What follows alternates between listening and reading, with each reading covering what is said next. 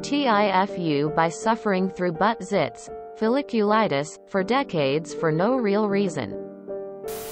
Obligatory. This has happened for the past 25 plus years and has only been resolved in the last 3 weeks.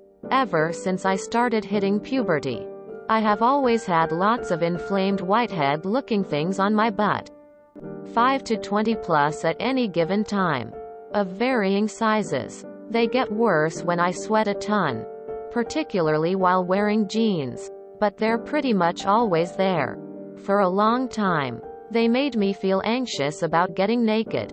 I got over it. But it has definitely been both emotionally and, to a lesser extent, physically scarring. I remember 13-year-old me in mostly pre-internet days trying all kinds of ridiculous things to get rid of them. None of which worked. I somehow got the impression that there was nothing I could do about it. At some point, I learned that they're folliculitis. Still under the subconscious impression that it was incurable. I'd occasionally ask my GP about it or Google it. I remember a doc once saying that he thought it could be resolved, and I vaguely remember the words antibacterial soap, among other things. But I remember thinking that I had tried it. So I never pursued it. This childhood idea, and probably some body issues from growing up, had totally clouded my perception of the issue. 3 weeks ago, I had a weird skin thing on my hand. So I went to a dermatologist. We hit it off. She immediately figured out my weird hand thing. And I remembered to ask her about my butt. Oh. Just get. Insert highly recommended by dermatologist's brand soap. Use it daily. And it'll probably resolve in 2 weeks. Okay. Great. I was skeptical. But what the hell? It's just soap. And I'd never tried that brand. Why not? Ordered a bunch online. 3 weeks later. Just switching soap and showering daily like I always do. I have a pretty normal butt. My angry red friends are gone.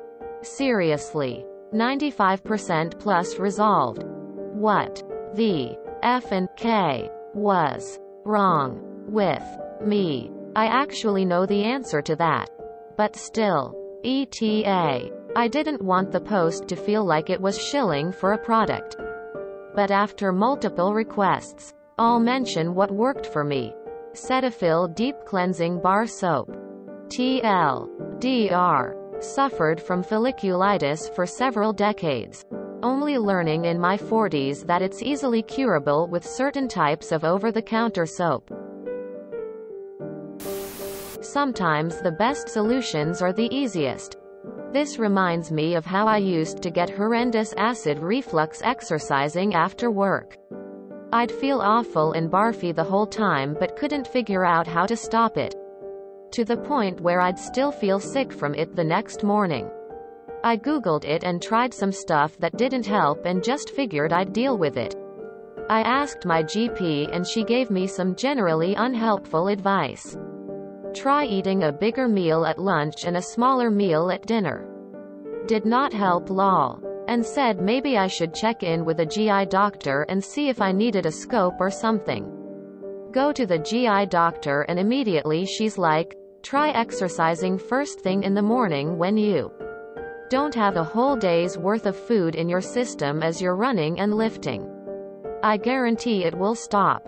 And behold, exercising before I've had any coffee has completely cured this horrendous reflux I had for like ever. I felt so dumb. The solution was so easy. Woman facepalming, medium light skin tone. As a fellow folliculitis sufferer, I'd like to know what you are using. Mine is on my scalp. I've used minocycline to get rid of them when they get real bad. But doc doesn't recommend that as a long-term treatment.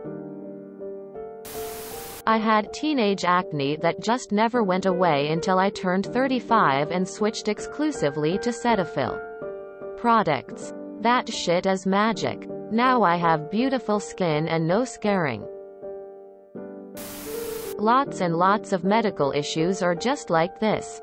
easy to fix with small changes. But because we're embarrassed to say anything, we suffer. Docs, especially Mayo docs if that's where you were, are very used to the human body and the fact that we're actually quite disgusting little beings. Orifices have discharge. Smells emanate. Infections happen. That's what human bodies do. Glad you learned to just ask and get the problem fixed.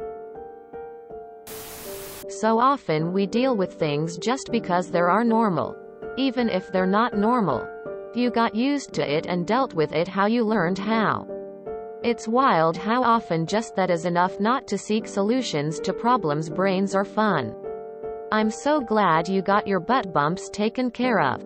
And yeah, this kind of thing happens a lot. So don't beat yourself up too bad. It's a very human thing to do. Enjoy those freedom cheeks. I had a similar situation. For years I would feel a bit of food get stuck in my throat when I was eating. It never blocked my air, but it would prevent me from eating or drinking for a few minutes. I convinced myself at various times that it was all in my head and that it was just because I didn't chew well enough. I bet this went on for nearly a decade of gradually getting worse. I finally talked to my doctor about it and he scheduled an endoscopy and I was diagnosed and on medicine within a week of that endoscopy. It makes me feel foolish that I waited for so long. So I feel you. Here's hoping your solution is as permanent as mine was. I've had 3 of these experiences in my life so far. 1. Dealt with a bad knee that dislocated pretty often. Turns out, an old injury meant one leg is 1/4 longer than the other. Slipped a 1/4 insole in my shoe. Not a single issue in years. 2. Always had agita, heartburn. Until it reached the point of erosive esophagitis and coughing up blood. Turns out, I have acid reflux. And $26 per year for Prilosec gets rid of it entirely.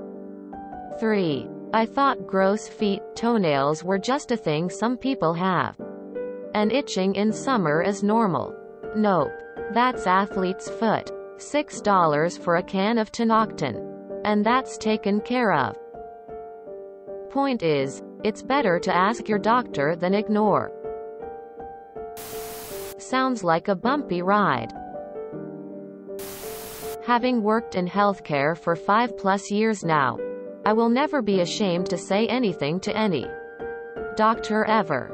They have both seen and heard worse. I don't care what my issue is. Hell, at this point, even just being in IT, I've seen and heard worse.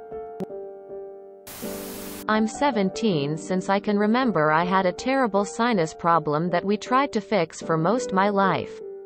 Going through the trouble of testing just about all of the meds available for it to turn out I have chronic hay fever. I don't know how the docs didn't pick it up sooner, but now I can breathe as a normal human with the help of a very cheap once daily nasal spray. I suffer from this exact thing on my thighs, buttocks.